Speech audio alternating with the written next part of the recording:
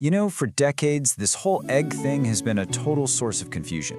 You're standing in your kitchen, you're looking at a carton of eggs, and you're thinking, are these good for me, or are they just little cholesterol bombs waiting to happen? The advice has been all over the map. So let's just get right to it. Let's get a clear, science-backed answer to the one question everybody has. How many eggs can you actually safely eat? And trust me, the answer we're gonna land on by the end of this, it's probably not what you're expecting. And this right here, this is the heart of the problem. For what feels like forever, the official advice was to stay away from eggs. And yet at the same time, you see athletes and people who are super into their health eating like half a dozen a day and feeling amazing. I mean, how can both of these things be true at once? That's not just a small difference of opinion, right? That's a massive gap in understanding. So let's just cut to the chase here. That old advice, it wasn't just a little bit off, it was just, well, it was wrong. And to really get why, we gotta rewind the clock a bit and unscramble some seriously flawed science. So how in the world did this simple, perfect little food get such a bad rap? How did it become public enemy number one in the breakfast world?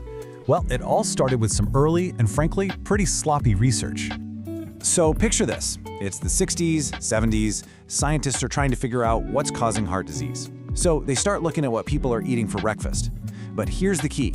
They weren't isolating the foods. They were just looking at the entire breakfast plate as like one big thing. And yeah, you guessed it, the poor egg was basically found guilty by association. I mean, think about what it was sitting next to on the plate. Greasy bacon, pancakes swimming in syrup, all of it fried in these processed oils.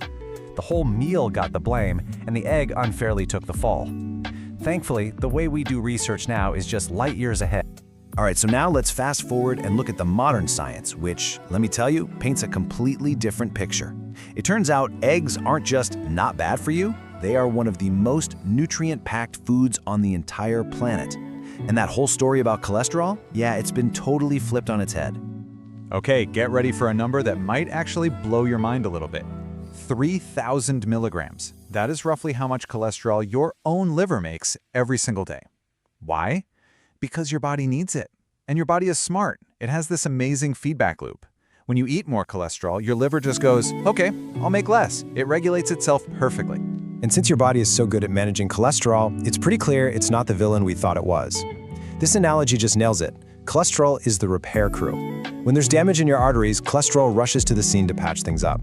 Blaming it for the damage is literally like blaming firefighters for showing up at a fire. So here's the bottom line, the thing you really need to remember. For most of us, the cholesterol you eat has almost no effect on the cholesterol in your blood. The real villains, the things that actually cause that arterial damage in the first place, are stuff like too much sugar, refined carbs, things that cause chronic inflammation. Your body sends cholesterol to heal that inflammation. The problem isn't the patch, it's what's causing the leaks to begin with. And I mean, just look at what's packed inside this little thing. It's not just food, it's practically a multivitamin in a shell. You've got perfect protein for your muscles, healthy fats that literally build your hormones, a huge dose of choline for your brain, a whole bunch of critical vitamins and antioxidants. It's just an absolute powerhouse of nutrition. And you know what? It gets even better. There's this word, bioavailability. All it means is how much of a nutrient your body can actually absorb and use. And eggs are off the charts. It's not just what's in the food, it's what your body can get out of it. And with eggs, your body just soaks up all that goodness so efficiently, way more than from most plants or even supplement. Okay, quick but super important point here on quality. Don't get fooled by those marketing labels. Cage-free can just mean the chickens are all jammed together in a barn. Free range could mean they have a tiny door to a patch of dirt. The real gold standard, what you really want to look for, is pasture raised. That means the hens were actually outside, eating what they're supposed to eat. Grass, bugs, you name it. And that makes for a way more nutritious egg with way more good stuff like omega-3s and vitamin D. All right, so we've busted the myths, we've looked at the real science, now it's time for the main event. How many eggs should you actually be eating? Because this isn't a one-size-fits-all answer. It's really personal.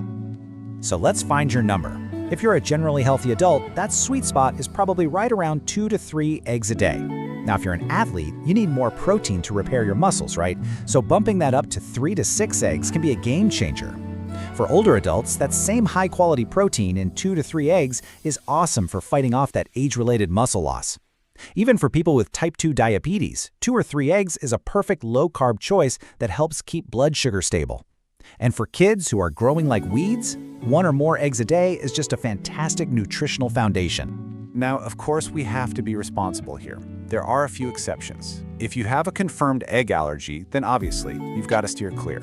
Same goes for folks with some very rare genetic disorders that mess with cholesterol metabolism. And if you've had your gallbladder removed and you find that you have a tough time digesting fats, it's a good idea to start small, maybe with just 1, and just see how you feel. All right, so you've got your number. But that's only half the battle. How you cook your eggs makes a huge difference in what you get out of them. So the name of the game here is gentle heat. Think about things like poaching, boiling, or frying over easy where that yolk stays nice and runny and golden. Even scrambling is great, just do it on low heat. Why? Because these methods protect all those delicate, healthy fats and the powerful antioxidants that are hiding inside that beautiful yolk. So on the flip side, what you want to avoid is blasting your eggs with super high heat, especially if you're using those not-so-great vegetable oils. You know when a yolk gets all dry and gray and crumbly? Well, that's a visual cue that a lot of the nutrients have been damaged. Super high heat can also oxidize the cholesterol, which basically means it gets damaged and can turn into the kind of stuff that actually is a problem for your arteries. So remember, a gentle cook is a healthy cook. So the verdict is in. For pretty much all of us, the humble egg isn't the problem. It's a huge part of the solution. You're now equipped with the how many and the how to, which leaves me with one final thought. If we were so wrong about eggs for so many years, what other foods that we've been told are unhealthy might actually deserve a second chance?